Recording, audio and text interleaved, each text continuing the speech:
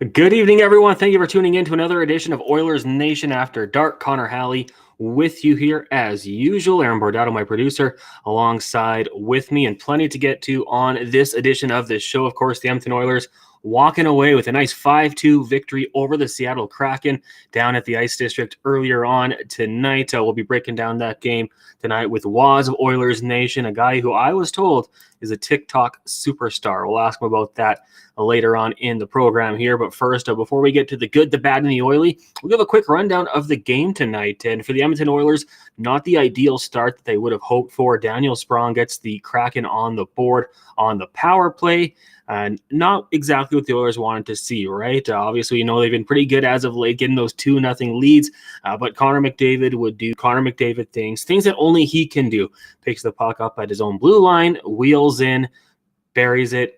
Easy. Connor McDavid's 38th goal of this season. The guy is absolutely on fire. From there on out, it was all Oilers, and they got some depth scoring and goals in the dirty areas. It was actually really nice to see tonight. Derek Ryan with his 6th goal of the season, going to the net, tapping. You guys saw the goal. It was easy. Warren Foegele, a guy who's been in and out of the press box this season, needed to start doing the little things, in my opinion, to stay on the ice. Had a breakaway opportunity in the first period, didn't get it done, but that didn't stop him. He scores a goal from the seat of his pants. Oilers up 3-1 at that point. Early on in the third period, Vince Dunn would score his 9th goal of the season to make it a 1-goal game once again. But an ugly goal for the Kraken, and then a few minutes later, an ugly goal for the Oilers. Zach Hyman gets the goal there. That would be his 2nd point of the night. He would pick up his 3rd point on Ryan McLeod's 6th goal of the season. And if you were a betting person and you had some money down on Zach Hyman getting 3 points at betway.com, you probably won some money. Betway.com. Be 19 plus. Also, bet responsibly. Right now, we are going to get to the good, the bad, and the oily, brought to you by Cornerstone Insurance.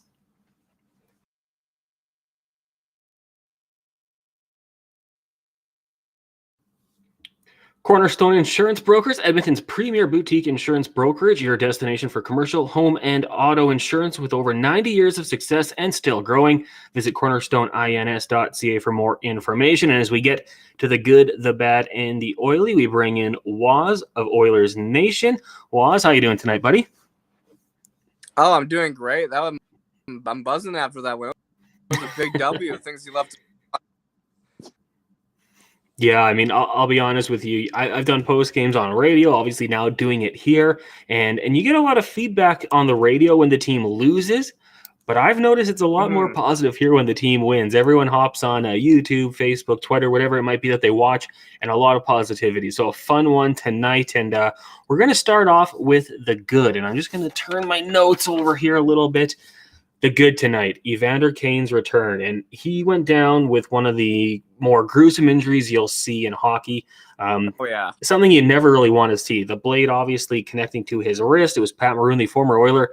That goes back to November 8th. It was a 3-2 win down in Tampa, and Evander Kane, I still remember the next day, the organization putting it out there on Twitter that he would miss the next 3 to 4 months. 3 months would be February 11th, I believe, or 9th. The guy's healing power is ridiculous, but good to see him back out there. Yeah, I think he mentioned that when he was on Real Life with the boys, and he said he heals fast. I don't know. I heard him say that he tends to heal faster than usual power. I thought he looked solid. I thought, he was creating chances. He was getting, and I think, like when they said on the broadcast, from a week from now, he's probably going to be putting away a few of those pucks. Good to see him, and the whole team as a whole was buzzing, honestly. It wasn't just Evander Kane. And I think there was energy flowing throughout that game. Yeah, 100%. The team was looking good. I just look at Evander Kane's stat line. Obviously, doesn't get on the score sheet. Had his opportunities, but 7 shots, 5 hits, led all forwards in that category. So he was flying around out there. And you're right, the whole team was buzzing. Let's get to the bad. And I'm going to wait for Aaron to put up the thing here, the little line at the bottom of the screen. The Puljujarvi situation. And Woz, I don't know if you saw it. Obviously, he used a healthy scratch today. Tyler Yaremchuk breaking that news earlier on today. And then on Twitter, someone from Locked On Bruins, I believe, had a mock lineup of the Boston Bruins. Marchand, Bergeron, DeBrusque was his top line. Zacha, Krejci, and Pasternak. And then the third line was Hall, Coyle, and Puljujarvi. And Brad Marchand replied to that tweet with the emoji. I don't know if we can actually get it in here. I'm so sorry. Into Oilersnation After Dark. I'm in my girlfriend's basement, so I don't have my setup. So I promise. Yeah, I love that from Brad Marchand, kind of hinting at something. I don't really know maybe a couple picks, but it's cool to see that there's some interest in it. Maybe, right, Chan? Yeah, maybe the Oilers have to use this and say, hey, like the Bruins have interest. If the Bruins have interest in organization, a team that good, maybe everyone else should as well. But yeah, that was something that kind of threw, I think, a lot of people off today. JP, obviously beloved by Oilers Nation. He spent tonight in the press box. We'll see if that continues. The Oilers pick up the big 5-2 win over the Kraken. Let's get to the Oilie, and it's got to be Connor McDavid. This guy does what he does when he wants. It's almost like once per game we're seeing him make one of these types of plays, and no different tonight. He picks up the puck on his own blue line, like I said, just goes past 4 Kraken, makes it look easy, and Jones has really no chance on that one. When McDavid wants to put the puck in the net, he's going to find a way to do it. His 38th of the season. As soon as you give Connor an amount of space, like I honestly, as soon as which Kraken player was it that fell? Was it Schultz? I think it was Schultz. And Hyman kind of got him. Yeah, I'm like, Connor is a done deal. And he did. And it was just one of his another. I think Tyler top 10, goals of the season just based on Connor McDavid goals alone. Where it's every night. Like his shot is right now. That's goal.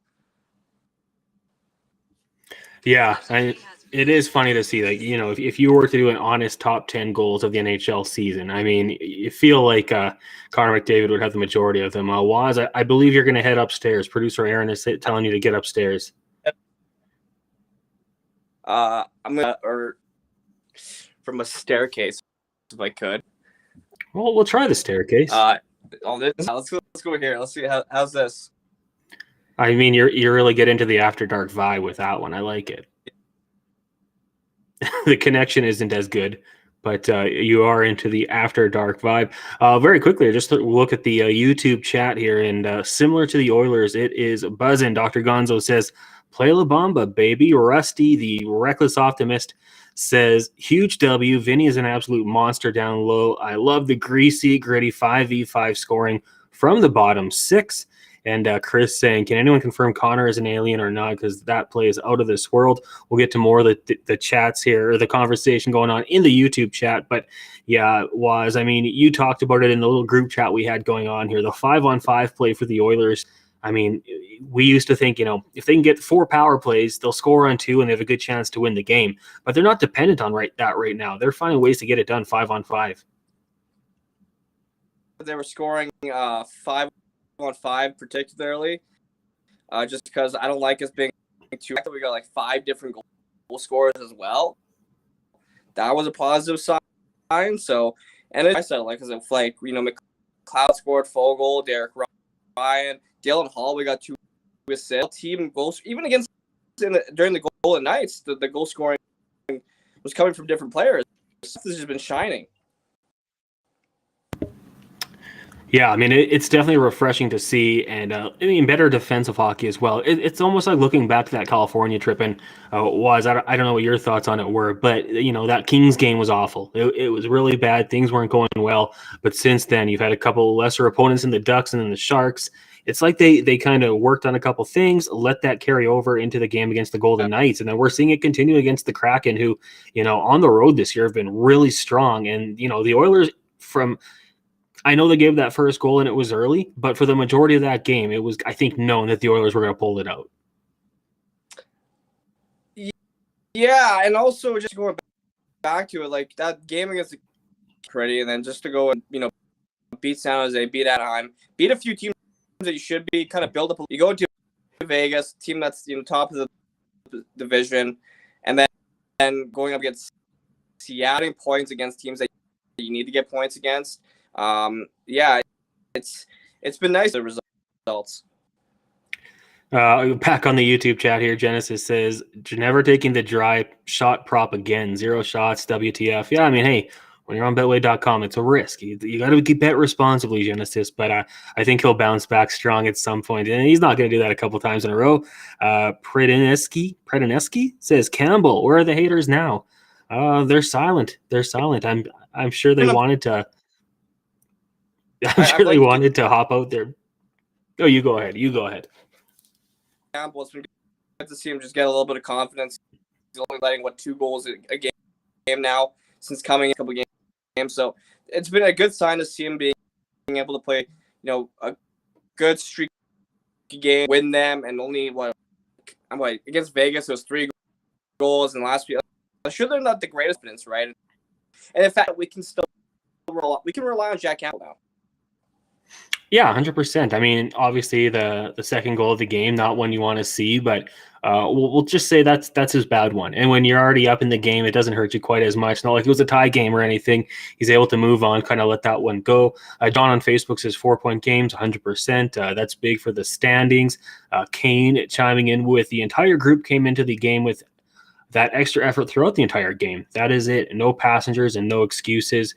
Yeah, I want to just take a quick look here at the stat sheet, because one of the things we've been talking about these last few games for the Oilers, the ice time is getting more and more balanced. There's not too many guys playing single digits. The only Oilers forward was Dylan Holloway. He played 9:42.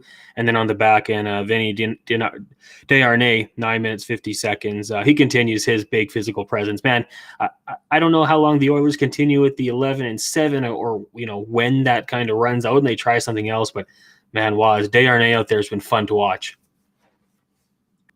Oh, yeah. I mean, it's 6'7". He looks like a giant out there, right?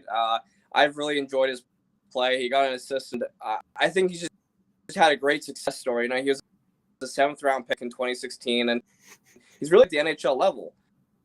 So it's just I question how it's lined up, and I hope he will be, because I love seeing that that big body, that big presence on the blue line. That from Niemelainen this season, but he's been kind of up and down. So I really hope Desharnais can just line up. Tyler Mulek saying bit late getting into tonight, but solid win. Vin Diesel takes a lot of penalties. Hey, when you play that type of hockey, that's going to happen. You got to take the good with the bad, the intimidating presence. But I can tell you, I feel like the penalty killer's more willing to, go out there, sacrifice the body when it's a penalty like that. When it's a stupid penalty, it's a little tougher. But yeah, I think that definitely the play, the give and take when it comes to Desharnais' play style, I'm good with it. Genosis. That's what a Genesis tells me. I'm trying to pronounce your name here, man. We got so many messages coming in here on the YouTube chat. I'm just trying to keep up. Tyson says that was a weird one that Campbell let in. I don't know if his glove malfunctioned or if it was his wrist. What did you think, Woz? I thought the wrist went a little limp quickly there. That was a strange goal. I'm going to let us an overall solid game, and those are going to happen from time to time. And, as long as they're not happening consistently, and Mikko Koskinen would have a lot of blips kind of like that. From what I remember, this, I think it's just, you kind of just forget about it. Yeah, and I mean, the Mikko Koskinen ones, like, it seemed like it was always in a crucial moment, like the first shot of the game, like, oh, man, you got to make that save. We need you to make that one. QF Pro says he hit the Eberle shot prop. Yeah, always good to see Eberle back in Edmonton. I think still a fan favorite here. If you are watching right now on YouTube, make sure you hit that like button. We got to get the algorithm up or whatever we have to do. But hit that like button. Keep the comments coming on. Genesis says, sorry, but I don't care anymore. JP is out of free chances. I don't know. Waz, what do you think about Jesse Puljujarvi? I mean, 5-2 win. You've got Tampa Bay coming in. Tough to make too many changes to the lineup when you have a big win like that. But you think there's any chance he gets into the game on Thursday, or is he right in the press box for a little while, you think? Yeah, I don't know. It's tough to say, because I thought he's had a few decent games recently, putting up the offensive numbers. But it's going to be tough for him to get back in the lineup when Gordon Fogle now scoring and getting chances. Even Derek Ryan. 2 players that have been noted or get sent down, right? So if Warren Fogle is impressing the coaching staff too much here, and I'm kind of neutral with Puljujarvi. I'm like, he at the same time his defensive metrics are nice. So he's a strange player. That's in radio, and he's kind of like a mystery box at times, right? Especially if he gets traded, has a fresh start. He deserves one. But there's a lot of competition in this, like, especially with how the team's playing. You have the likes of Clem Costin making an impression. He's been under the spotlight, but he can find a little bit of form here. It's game time. Loomis on the YouTube chat says we've all limp wristed before. Well, Loomis, those things will happen, I suppose. Larissa says start using Betway tonight because of all you. Lost my bets, but it was fun to play. All that matters is the Oilers win. Yeah, you know what? When you're doing that, like I said, be responsible, have some fun with it, and take the Oilers money line or like the McDavid point prop. You might not win as much, but you'll win because that guy's just going to put up points. Fogle was on fire tonight, Genesis says, and Gorgeous George says, wish we still had Larson on our team. Yeah, I mean, that's a tough one. He made the decision like he was able to fulfill his contract with the Oilers. That's a tough one. Adam says, Jay needs to give Woz more of an upgrade from 56K. Your Wi-Fi is taking a beat down here on YouTube right now. I got kind of called in, so I'm in my girlfriend's house, right? So I was able to join in and with Connor. So I'm like, okay, I'll try. I've never done it live. I've been doing a lot of uploading here in general in terms of clips. Cause I do the social media for us. So I got to know not to do Oilersnation After Dark for my girlfriends. I'm pretty sure. I think I might be filling in, be more prepared. So this was just kind of one of those impromptu things. So I do apologize for the action. Hey, man, you're gutting it out right now, and we appreciate you joining me here. On the old Facebook chat, David says, we are seeing what happens when players are not just given roster spots and have to earn them to stick. Vincent Desharnais, he's kind of the embodiment of earning your spot. 26 years old, was bypassed, I believe, twice in the draft, earned his way up. We had a conversation that Gregor had with him on the show on TSN 1260 yesterday, and it was really fun to listen to him talk because he's like, I got on the plane. I'm not used to flying private jets or staying at 5-star hotels. And they said on the flight back to Edmonton, he had a glass of red wine and just took it all in, thought about what he had done. And yeah, when you're hungry, you'll do more things to stay in the lineup. And 100%. I feel like he's going to be a fan favorite here for as long as he's up here. He's got the size, the determination, and we love those guys, right? In this town, blue collar, we love the guys that put in the work. There's, with how up and down this Oilers season's been, there's actually been some nice Connor's insane point pace, Clem Costin, Ryan Nugent-Hopkins, Desharnais. There's just been nice storylines around the team that are, it's just been to come up through Bakersfield or just roundly acquired, like players you didn't really expect to make an impact, making headlines and becoming fan favorites. And I hope Desharnais can stay consistent because I would get a Desharnais. I would rep Desharnais. Yeah, I think a lot of people would for what all that he represents and what he's been able to do. And I feel like in this town we love those guys that take those routes, earn their way up to the NHL, and he's certainly done that so far. I was just gonna chop in on the text line here. People saying the depth, and when you look at this game, and obviously Connor McDavid and Leon Draisaitl, obviously the guys that are going to get the headlines, and deservedly so. They're two of the best players in the world. But when you see Derek Ryan jumping in with his 6th goal of this season, it wasn't pretty. It was just sitting there for him, but he went to the right areas and got rewarded. Warren Fogle, same sort of thing. Went to the blue paint, got knocked on his butt, but was still heady enough to get that tap-in goal. Ryan McLeod gets a goal. The 3 of the 5 goals, well, I'll say 4 of the 5 goals were not pretty. 1 was an own goal, but 3 of them were just, second or third opportunities going to the blue paint. I'd like to think that when that happens a few times, guys clue in and think, let's do that. Let's continue to go to the blue paint and get these ugly goals, because they don't ask how, they ask how many, right? And if they can get Fogle, Ryan, McLeod into double-digit goals this season, I mean, that would go a long way, obviously. But they have the blueprint here. Yeah, no, I think last year the Oilers only had maybe about I'm not too sure. So they definitely have the players to do it. I'm liking to see McLeod turn the lineup, and now he's starting to score a bit more, so that's good.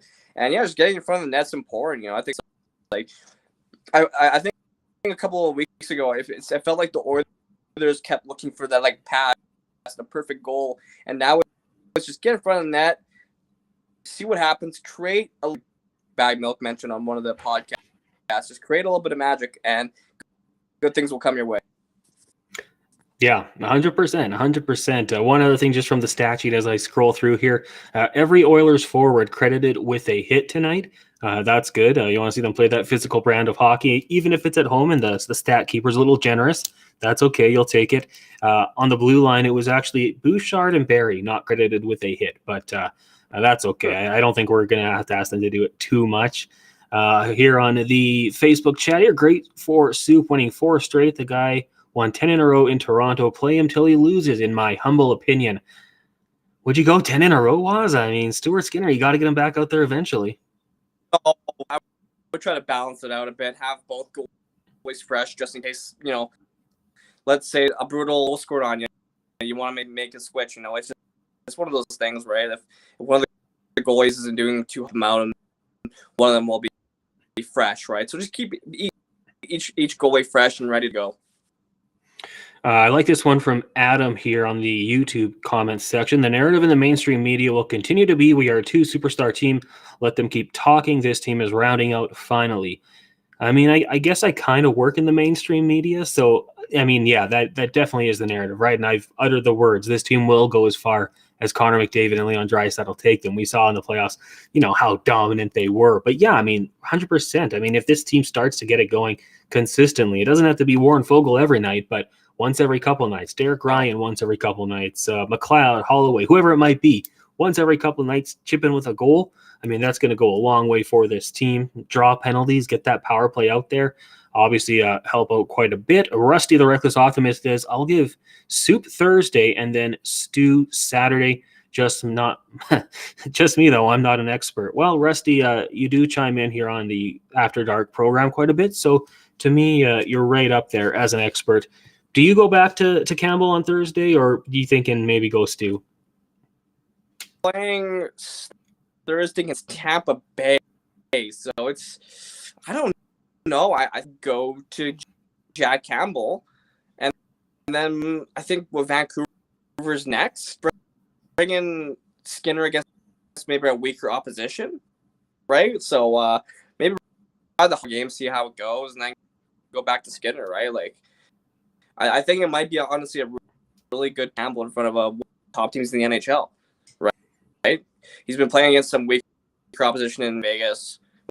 Well, Vegas is top team in Pacific, right? So, yeah, I'll go with Tampa one more time. Yeah, I mean, it's kind of funny with the goaltending, and it kind of reminds me of a similar situation last season with Mike Smith and Mikko Koskinen, where they were both playing decent hockey, and I was at the point where I don't care who you start. Go with either one. I could be convinced either one's a good decision, but depending on what you say. So I think we're getting close to that. We'll see if Stuart Skinner bounces back after the birth of his son Bo. Congratulations to he and his wife. I don't think we've officially congratulated him on After Dark, so that's awesome news for them. But a lot of people in the chat saying Campbell's hot right now. He is, and I mean, this is the guy you gave that 5x5 contract. I think we knew there might be some ups and downs. People in Toronto, I mean, on social media certainly let us know, and right now he's hot. So, yeah, I'd have no problem rolling with him, assuming he feels like he is ready to go here. Genesis says it's midnight here, boys. Going to call it. Let's go Oilers. Genesis, thanks for tuning in tonight, buddy. I'll try to get your name going forward. What else we got here? Lots of stuff coming in here. Let's go back to the old score sheet here. And Connor McDavid, 38th goal of this season. It seems to me like he's really out of that element of scoring off the rush, and maybe more of a willingness, knowing he can do it But I mean, put yourself in a defender's shoes here, Waz, and I think that's tough to do. But you have Connor McDavid coming at you full speed. What do? Are you the guy who's going to try to lunge and end up on Sports Center, or do you sit back and let him walk in and maybe not get the extreme highlight reel goal, but still a nice goal? I would try and sit back to maintain him as much as I can, because that's all you can really do.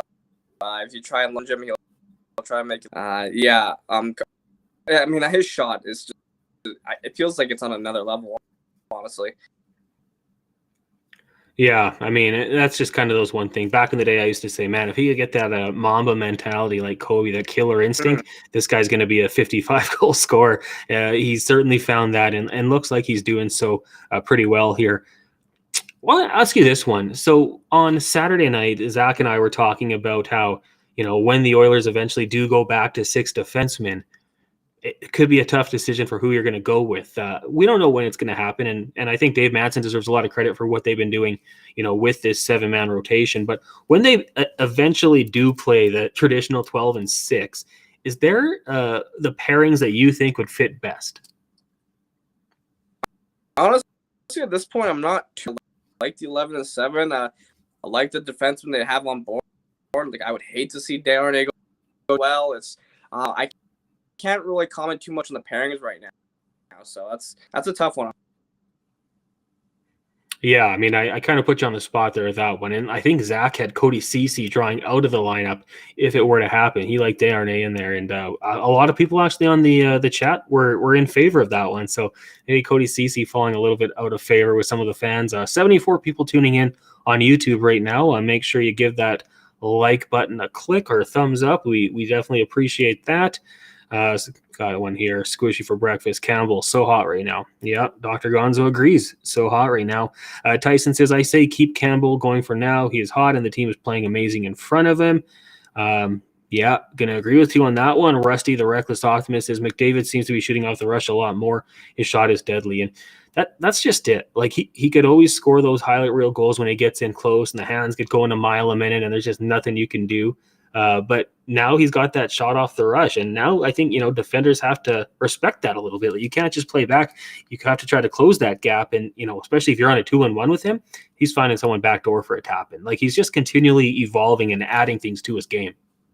I think the scariest part for defenders right now is how unpredictable, right? He's got that in his toolboxes.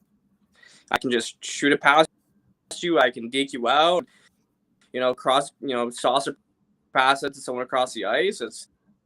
There's so many options.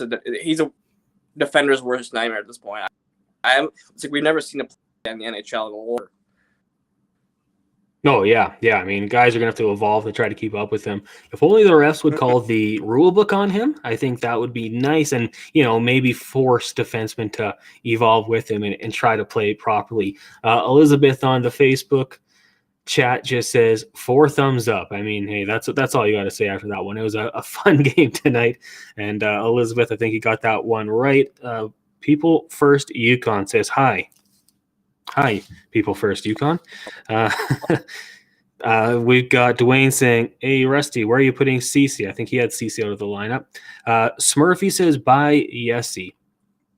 I don't think we have to say bye to Yessie quite yet. I mean, February 12th, Yamamoto comes off the LTIR. The Oilers will need to create some cap space. We talked about it today, probably, endlessly on social media and on TSN 1260. I kind of thought Warren Fogle might be the guy. But then, of course, he goes out and scores a goal and has a good game. Puljujarvi's in the press box. What do you think is it's a ways away. We don't really have to worry about it, but something to be kind of weary of, I suppose. What do you think they do when Yamamoto returns?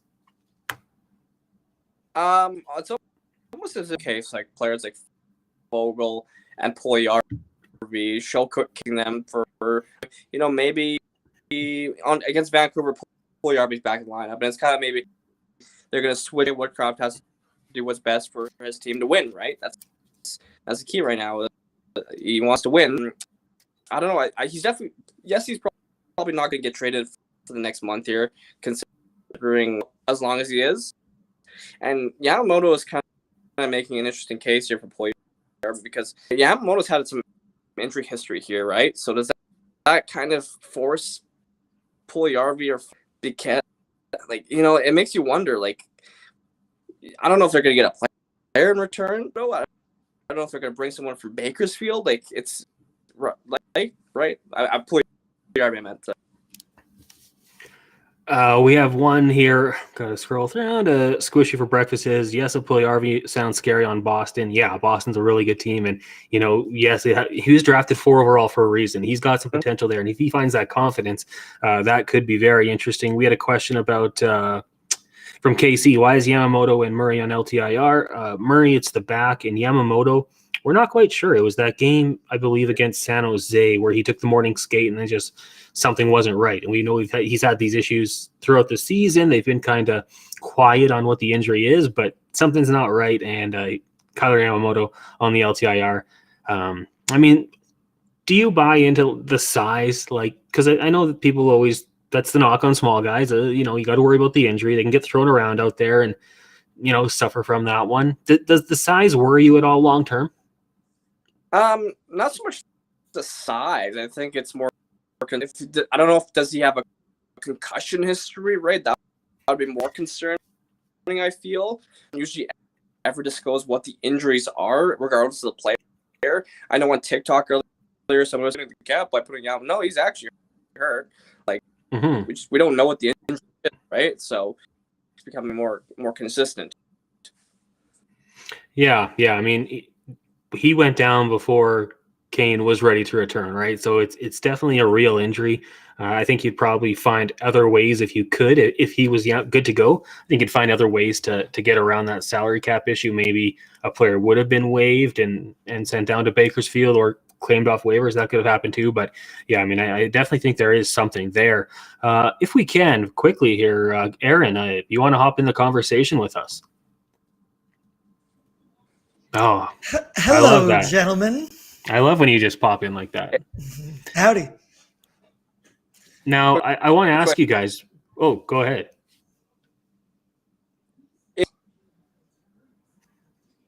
I didn't get any of that. I think you got asked that again. I'm still brutal. I didn't get any of that. Someone's still brutal?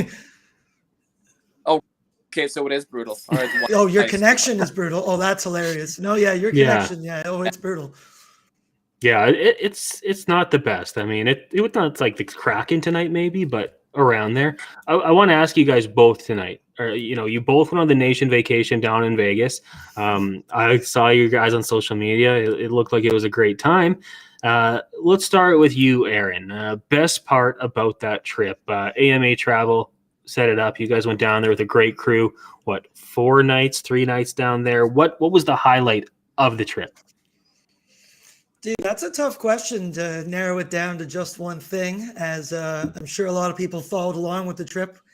It was electric. There was lots of highlights from the Friday night at the Watch Bar. Was just an incredible time because the staff thought that they were only going to need to give us like 50 seats. And there was so many people there. It was the entire bar. They were overwhelmed completely. So that was always pretty funny, and that was a great vibe. Some guys from Utah brought cowbells and cool decals around the necks. And I mean, a 7-1 victory. That never hurts anyone. So that was pretty electric. But Saturday on the Strip, just walking around, and the entire place was orange and blue. Like, it was absolutely insane to walk around and see. It was just Oilers fan there, Oilers fan there, Oilers fan there. And most were at our hotel. Bag Milk is a craps wizard. I've never seen a guy win so much money at the table. He was absolutely red hot. The rest of us took our lumps and moved on like we needed to, but it was all in good fun. Woz, what about you? The vibes. Just the vibes? Oilers vibes. Whenever we won a game, it was just the energy outside T-Mobile Arena. Even security was trying to like push us away. Like, can you go away, please? What about the mac and cheese you had at the rink? I mean, I saw that. It looked pretty good. Oh, I bought a mac and cheese for 17 Americans, so whatever that is in Canadian. And you were able to meat you wanted. So it was like pulled pork, other pork. I don't even know, but it was delicious, and I've never had anything like that at a hockey game. I've had quesadillas at Rogers Place, so it was much better than anything I've had. Actually, no, Rogers Place had a very good pierogi bowl. Yeah, it was a great. It filled me up, definitely. Now, I do believe there is another nation vacation planned to Toronto. Is that true? Yeah, I believe it's. When is it? Is it in March? March 12th. Yeah, another nation vacation, a more bougier one. I'm pretty sure. I will not be there long. But I'm any nation vacation is a good time, to be honest. Okay, yeah, yes, it is a trip to Toronto. It is Toronto, okay. And I'm not planning on going to that one so far, but after the amount of fun that I had on this one, I could definitely see myself looking into it. I highly recommend it. Shout out to AMA Travel. They took care of everything. It was such a smooth time.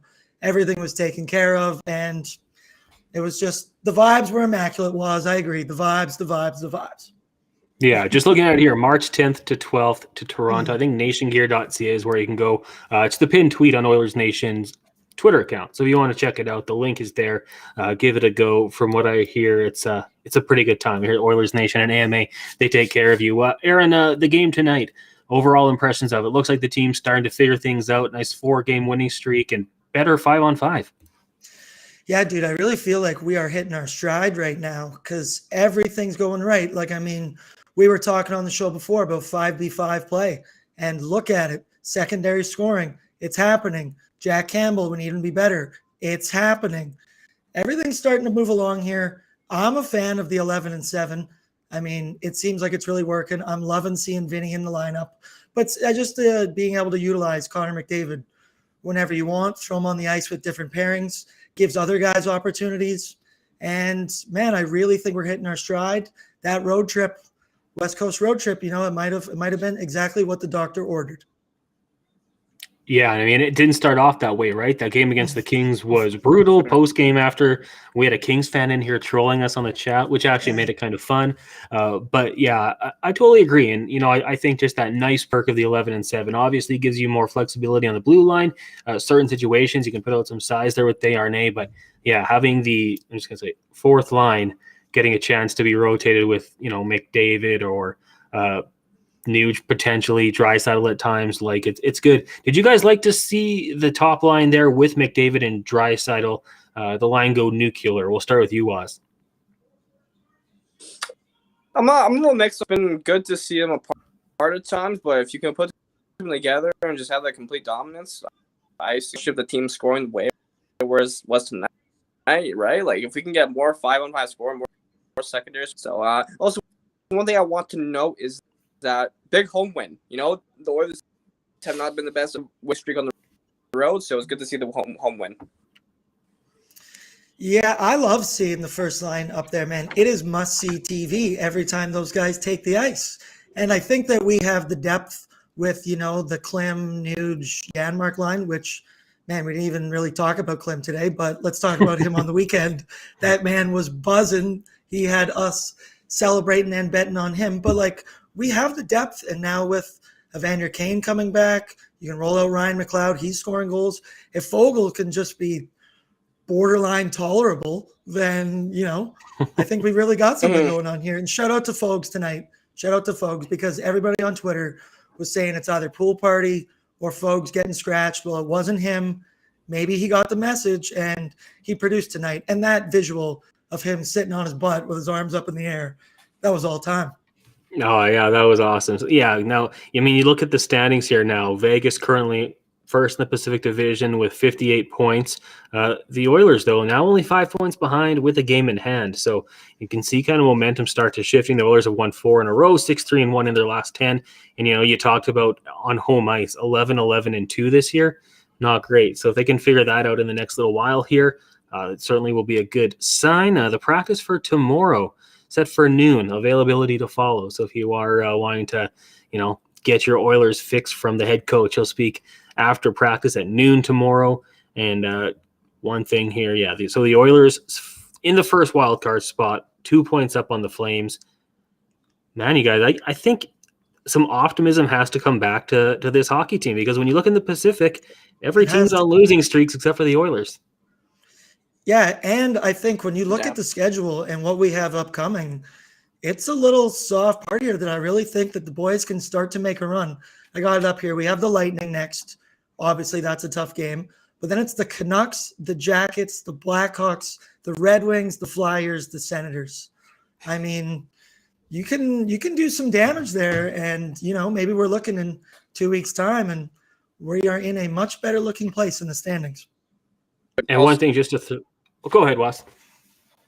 Yeah, I was gonna say it also helps out. We have yet to play a bunch of times, right? We've already played Calgary times. Our final game against Vancouver. So we've proven that we can beat every team in our division, right? Pacific's not a problem. It's other Western teams, the Eastern teams, right, going forward. Yeah, and Aaron, you mentioned the Tampa Bay Lightning. Obviously, that will be a tough game, but it'll be their third game in 4 nights. So they played Seattle yesterday. They get Vancouver tomorrow, and then they're in town to Edmonton. So if you believe that fatigue could play a factor in it, could be definitely good for the Oilers. Again, to people watching on YouTube, hit that like button. We need that. KC says, how about Vinny's strength? Yeah. When you're that big, you have that advantage. Not only can you be worse at defending because your reach can make up for a lot of things. You're just overall stronger. It's nice to see. Tyson says, who knew all this team needed was a 6'7" Frenchman. That's it. I saw a funny tweet from Bag Milk when he was saying, well, what's Desharnais supposed to do taking that elbowing penalty when his elbows are literally 6 feet in the air as is? Can't blame the guy for that. Just throwing out clean hits. One here, we got Rusty saying, when you run 11-7, I don't mind putting McDry together. They'll rotate through the other lines and get times with other players. And then he says, Dr. Gonzo, have a good night, because Dr. Gonzo went to bed. So we might have missed Gonzo, but sweet dreams. Eric Richards, great win. A lot of positivity on these chats tonight. It's good to see. Yeah, we're improving. We started out pretty negative, but maybe this chat was just a good luck charm everybody needed. Yeah, that's what I'm going to go with. Well, one more time. I think we'll wrap up shortly here and let everyone get their beauty sleep. We'll be back Thursday night after the Oilers take on the Lightning. Big thank you to Cornerstone Insurance, cornerstoneins.ca, also betway.com. If you're going to go have some fun, do so responsibly, 18+. And as I like to do, sometimes not always consistent, prediction for next game. Waz, what's going to happen on Thursday? Oilers are going to win 6-2. Oh, Aaron, what do you got? Going big. I think it's going to be a high-scoring game, and I always bet puck line, so I'm going to go with a 6-4 victory for the Edmonton Oilers. Man, that's exactly what I was thinking. 6-4 with an empty net, but I'll go even bigger. 7-5, lots of goals. Take the over. Take the over at betway.com. All right, guys. Well, thanks a lot. To bet the under. Exactly. Thanks for doing this today, guys. To everyone who tuned in tonight, thank you. We truly do appreciate it. We'll be back on Thursday, and we'll talk to you guys later.